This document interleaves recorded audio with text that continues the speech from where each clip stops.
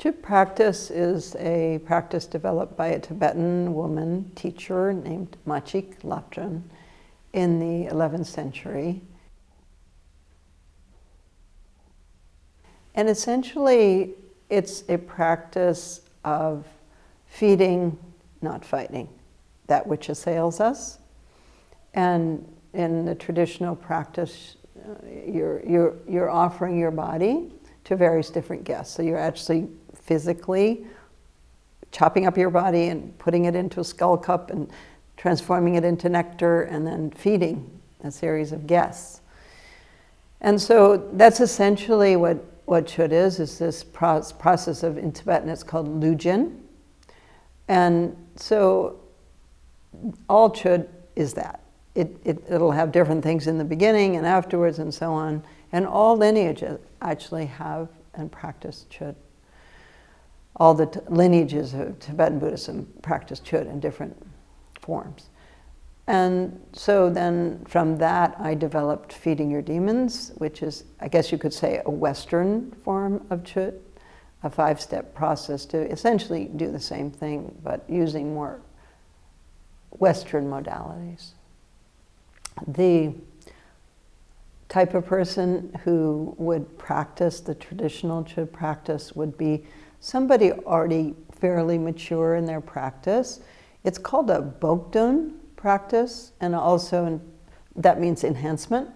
And also in terms of the 3 Dawa, the view, Gompa meditation, and Chupa, the post-meditation or behavior, Chöd is actually associated not with meditation, but with the post-meditation, with Chupa. And so in a way, the Chöd practice is a way to test yourself, to test your development and your understanding, because you traditionally put yourself in what's called nyensa, which means difficult places. And then you practice this body offering. So you actually should be afraid, and you work with that fear directly. And then you see how you do in those situations. Can you actually make the body offering, and so on. And so the person needs to be somewhat mature, and at the same time, people in the West now, there's people who are not particularly mature practitioners doing Chöd practice, but generally those people are doing it in the comfort of their own home, and in an environment where they have support and so on. So I think it's okay in that case, but for somebody to really do Chöd practice, it's challenging. I did this retreat or pilgrimage called Nyensa, where you actually go to charnel grounds and you sleep there all night, or you go into strange caves and practice all night, and so on. You go to actually places that are meant to trigger fear.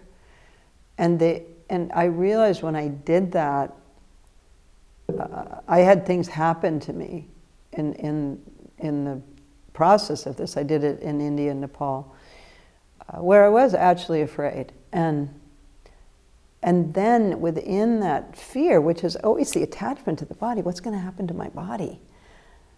To make the body offering creates a tremendous power of potential power of liberation from that fundamental fear of, am I going to survive? And then letting that go and making the offering with the energy of that fear. Very powerful. And that's the traditional practice of Chöd, and the purpose of it. The word that's associated with that is dulshuk. And sometimes it's translated as yogic conduct, but dulshuk is really, it's this confrontation process with fear, and then pushing through it, shuk. So dul means to subdue, or overwhelm or overcome, and then juk is to go. And so you meet it, and then you overcome it. And so this word dulshuk you see it in all the Chöd texts, and for a long time I didn't really understand what it meant, because it's translated as yogic conduct. What does that mean? But then as I really opened that word up and got more teachings, I understood that it's that confrontation and then pushing through that into freedom that is important in Chöd.